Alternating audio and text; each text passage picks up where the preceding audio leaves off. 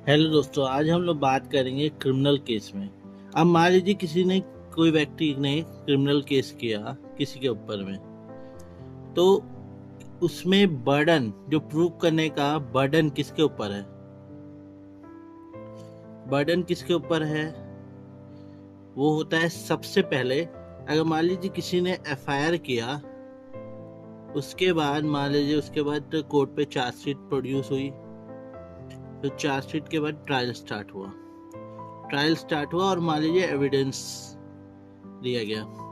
तो जो burden of proof होगा ना, सबसे पहले आएगा प्रोसिक्यूशन के अंदर। मतलब जिसने केस किया है उसको बर्डन ऑफ प्रूफ देना है। ये बर्डन ऑफ प्रूफ क्या होता है कि आपको प्रूव करना है कि जो भी एलिगेशंस इस व्यक्ति ने इस व्यक्ति के ऊपर, एक्यूज के ऊपर लगाया है, वो बियॉन्ड रीजनेबल डाउट है। मतलब हमारे जो कंट्री में जो स्टैंडर्ड बोलते हैं प्रूफ का, वो क्या होना चाहिए? स्टैंडर्ड होना चाहिए क्रिमिनल लॉ का, बियॉन्ड रीजनेबल डाउट होना चाहिए। मतलब उसमें अगर और मगर नहीं होना चाहिए, ठीक है? मतलब उसमें कोई भी अगर और मगर नहीं होना चाहिए। 100% श्योर होना चाहिए कि ये जो सत्य है, जो आप एविडेंस दे रहे हैं, वो करेक्ट होना चाहिए।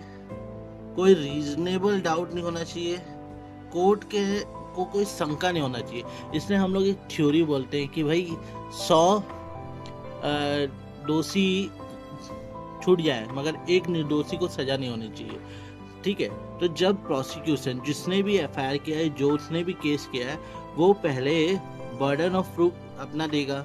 उसका स्टैंडर्ड क्या है बर्डन ऑफ प्रूफ का?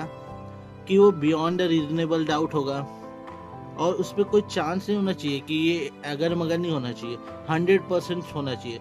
अगर आज मुझे किसी ने मारा है, मान लीजिए किसी व्यक्ति का मर्डर हुआ है, तो मर्डर के टाइम में कोई व्यक्ति यहाँ खड़ा हुआ है और वो देखा मर्डर होते हुए, तो उसको जो रीजन देना है, प्रूफ देना है, वो 100% श्योर होना चाहिए और गारंटी होना चाहिए कि कोर्ट उसको एक्सेप्ट करे। उसमें अगर मगर नहीं होना चाहिए कि नहीं मैं देखा था, नहीं देखा था, ऐसा।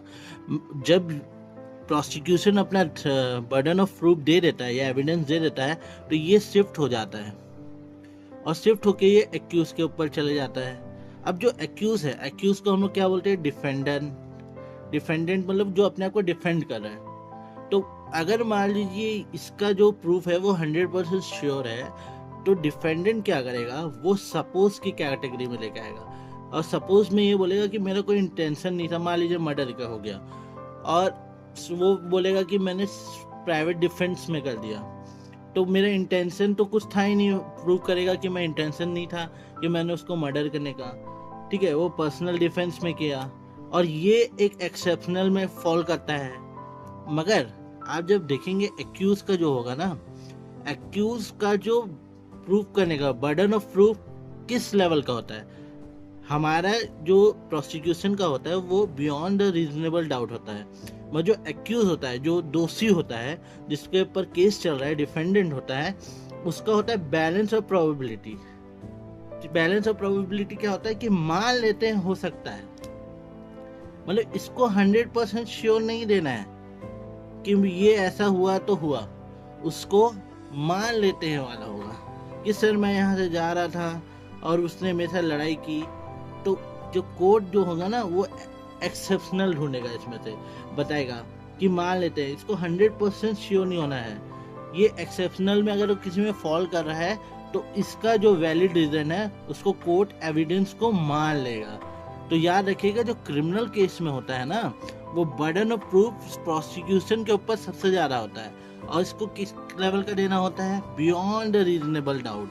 अगर बियॉन्ड रीजनेबल डाउट मतलब कि 100% श्योर होना चाहिए प्रोसिक्यूशन, कि मैं अगर बोल रहा हूँ कि मैंने इसे मारते हुए देखा है, तो उसका पूरा एविडेंस 100% श्योर होना चाहिए। इसलिए हमारे देश में,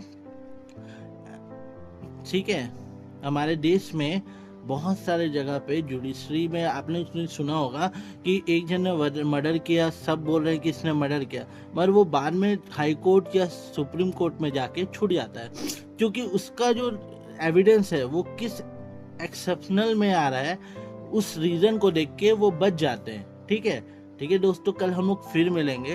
हम लोग देखेंगे सिविल केस में बर्डन ऑफ प्रूफ किसके ऊपर रहता है। चलिए फिर से मिलते हैं, बाय बाय।